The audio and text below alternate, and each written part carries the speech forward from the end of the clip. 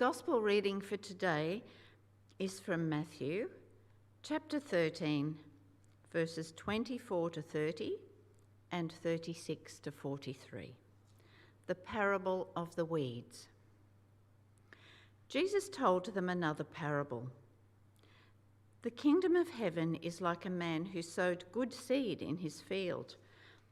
But while everyone was sleeping, his enemy came and sowed weeds among the wheat and went away. When the wheat sprouted and formed heads, then the weeds also appeared. The owner's servants came to him and said, "Sir, didn't you sow good seed in your field? Where then did the weeds come from?" "An enemy did this," he replied. The servants asked him, "Do you want us to go and pull them up?" "No," he answered, "because while you are pulling the weeds, you may uproot the wheat with them. Let both grow together until the harvest. At that time I will tell the harvesters, 'First collect the weeds and tie them in bundles to be burned. Then gather the wheat and bring it into my barn.'" Then he left the crowd and went into the house. His disciples came to him and said, "Explain to us the parable of the weeds in the field." He answered, "The one who sowed the good seed is the Son of Man. The field is the world, and the good seed stands for the people of the kingdom. The weeds are the people of the evil one, and the enemy who sows them is the devil. The harvest is the end of the age, and the harvesters are angels. As the weeds are pulled up and burned in the fire, so it will be at the end of the age. The Son of Man will send out his angels, and they will weed out of his kingdom everything that causes sin and all who do evil. They will throw them into the blazing furnace, where there will be weeping and gnashing of teeth. Then the righteous will shine like the sun in the kingdom of their Father. Whoever has ears, let them hear." This is the word of the Lord. Thanks be to God.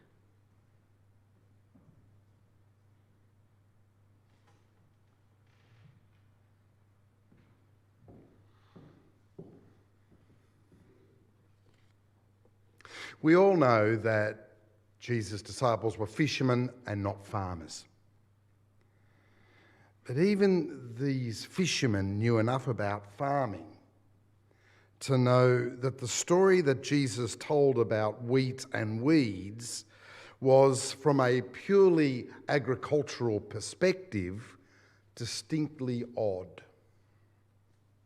After all, every farmer knows, and every farmer knew back then as well, that when you discover weeds growing in your wheat field, you do whatever you can to get rid of them as quickly as possible. Weeds compete with the crop for nutrients and reduce the productivity of the crop. But also, when harvest time comes, weed seeds and grain seeds get mixed together so that when a portion of the harvest is taken to be sown in the field next year, the farmer sows the grain, but also weeds as well, and the problem is amplified. So any farmer who discovers that his wheat field has been infested with weeds would get in there and pull out those weeds as quickly as possible before they could do too much damage. That's what a farmer would do, but not the farmer in this story that Jesus told. The farmer in this story that Jesus told chooses a very different course of action. He chooses to do nothing. So even Jesus' fishermen disciples knew that this was rather odd behaviour on the part of this farmer. And so when they had the chance, they approached Jesus and asked him to explain what they referred to as the parable of the weeds of the field, which is a rather limited way of seeing the story, because it's not really a story that is primarily about weeds in a field. Now, Jesus' purpose in telling the story was, of course, not about giving people a lesson in wheat husbandry. No, the story was told by Jesus in order to teach people something about what Jesus referred to as the kingdom of heaven. The kingdom of heaven may be compared to, he says, and then tells the story. But what exactly does one learn about the kingdom of heaven by comparing it to someone who sowed good seed in his field? But while everyone was sleeping, an enemy came and sowed weeds among the wheat and then went away. So when the plants came up and bore grain, then the weeds appeared as well. And the slaves of the householder came and said to him, "Master, did you not sow good seed in your field? Where then did these weeds come from?" He answered, "An enemy has done this." The slave said to him, "Then do you want us to go and gather them?" But he replied, "No, for in gathering the weeds, you would uproot the wheat along with them. Let both of them grow together until the harvest. And at harvest time, I will tell the reapers, collect the weeds first and bind them in bundles to be burnt, but gather the wheat into my barn." The kingdom of heaven can be compared to that. It's not really clear, is it, what we might learn about the kingdom of heaven by comparing it to such a story. But here it is, so let's have a crack. Let's see if we might discover a little bit about what Jesus might have been trying to teach people about the kingdom by telling this parable, and perhaps more importantly, what comparing this story to the kingdom of heaven might teach us now about God and the way God is at work in the world. Apparently, the kingdom of heaven can be compared with a field within which, or upon which, a farmer has carefully sown good seed that germinates and grows and bears fruit, just as the seed was meant to do when the farmer sowed it. The world is like that. The kingdom of heaven or the reign of God is not something that is going to happen sometime in the distant future. No, it's something that exists now. It's happening now. God has sown God's kingdom in this world, and it is sprouting and growing and bearing fruit all over the place. God's plans and purposes for God's creation are being expressed and made manifest in the world now. From the very beginning, God has reigned over God's own good creation. And as the farmer so often celebrates, the creation bears witness to God's power and authority. That's the wheat growing up in the world. It's everywhere to be seen by those who have the eyes to see it. And we who are God's people, we're the ones who have been called to bear witness to this heavenly kingdom here on earth. We are the ones called to point to the signs of its presence, to the wheat growing in the field where the farmer has sown it. We ourselves are signs of the kingdom. But there is a problem, isn't there? For when one looks around, one sees in the world not only those signs of God's kingdom, not only those expressions of God's plans and purposes, but one also sees things that are clearly contrary to God's plans and God's purpose. Things that seem to undermine this kingdom. Violence and hatred, poverty, injustice, racism, and so on.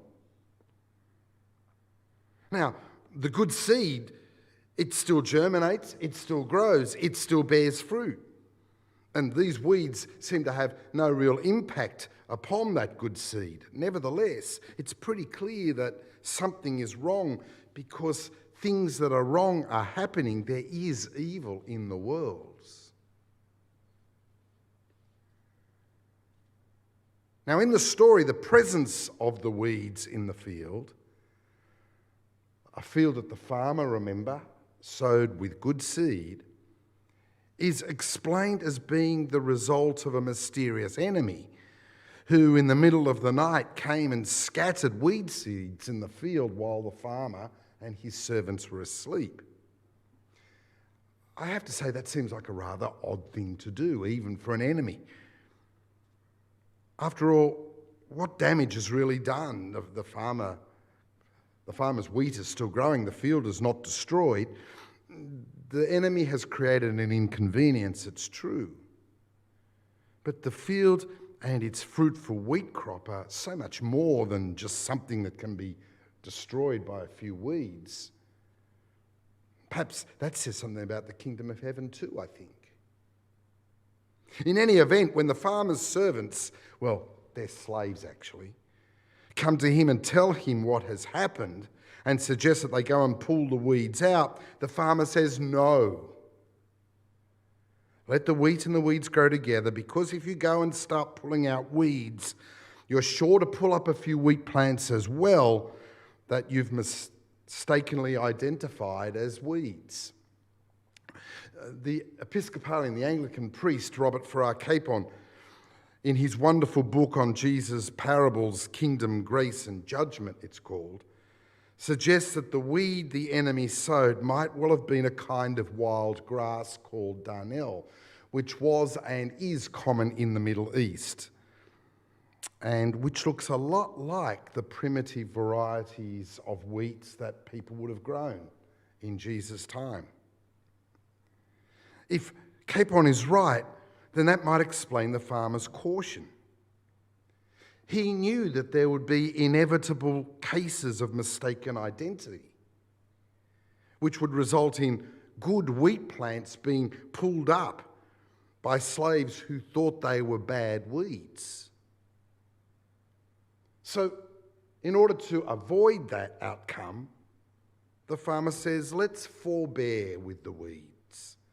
Let's not be too quick to start calling something a weed, declaring it to be evil, because it might in fact be wheat, something good, and vice versa. Which is kind of the point of the story. It's always dangerous when everything is divided into two groups.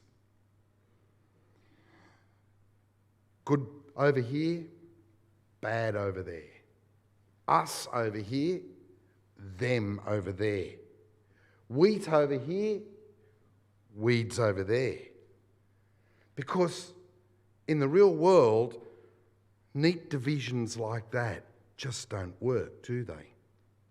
It was Martin Luther, the reformer, who once said that Christian people are always saints and sinners at once. We're always good and bad mixed together. We are all of us weedy wheat, as it were. And given that we are all a mixture of good and bad, of virtue and vice, of faith and unbelief, working out who among us is wheat or a weed is tricky, isn't it? And throughout history, especially the history of the Christian church, attempts to separate weeds from wheat have always led to a lot of good wheat being damaged or destroyed. I'm thinking of crusades, inquisitions, witch burnings, wars of religion, and so on. It's best, it seems to me, this story is saying, that the wheat should focus on being fruitful wheat and not worry about whether or not the person next to you is a weed or wheat. And one certainly should not try and yank out by the roots anyone who suspects of being a weed, because you might just get it wrong and you might cause damage. It's best, and here's the real point of the story, to leave all that judging stuff to God. Of course, when the disciples then came to Jesus and asked him to explain the story to them, he offered an allegorical interpretation that is so obvious and which does so little justice to the subtlety and nuance of the parable itself that many New Testament scholars have suggested that the explanation found in verses 36 to 43 did not originate with Jesus himself, but were added later, probably by Matthew, or even after Matthew was written by a scribe at some later point. Maybe. But I suggest that what Jesus was doing in giving this explanation, this blunt tool of an explanation, was that he was trying to bash into the thick heads of his disciples the point they'd missed from the story in the first place, which is, don't judge. Leave judging to God. Incidentally, the colourful language Jesus uses in that explanation about fires and wailings and gnashings of teeth should no more be seen as providing support for the idea that bad people go to hell when they die to suffer for all eternity than does the point that the farmer in the parable owned slaves provide biblical justification for that institution. Jesus was speaking figuratively. I think that what this story is doing is on one hand asking us to avoid the assumption that we are weeds, and on the other hand, the assumption that someone else, someone we disagree with or disapprove of, is a weed. And that's not always easy. I'm reading a book at the moment by a minister who is a minister in the United Church of Christ in America, which is a denomination which holds a similar place in the religious landscape of the United States as the Uniting Church does here in Australia. A church that prides itself on being inclusive and welcoming and progressive and so on. The writer's name is Lillian Daniels, and the title of the book is Tired of Apologising for a Church I Don't Belong to. It's a great title, and I think we all know exactly what she means. Because oftentimes we in the Uniting Church like to think that we're not like those other Christians who belong to other churches who do and say things that embarrass us and that we feel compelled to apologise for.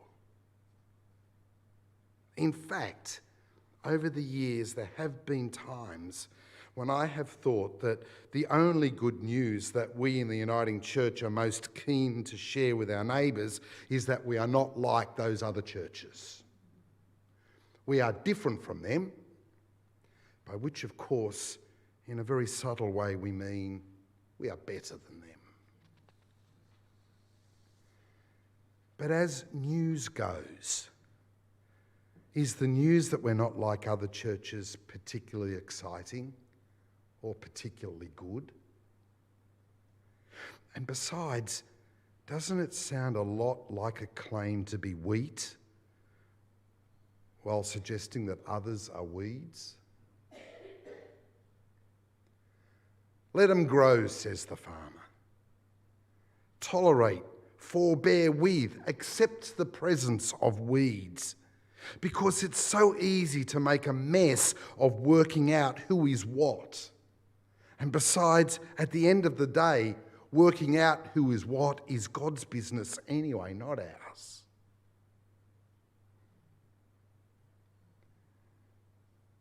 But for me, at the end of the day, the good news is that at the end of the day, all of the weediness in my life that so constantly corrupts and undermines my desire to be wheat will be burned away at last.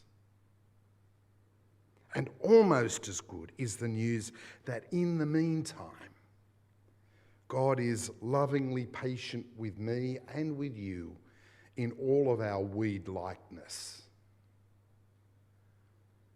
And that's good news. Amen.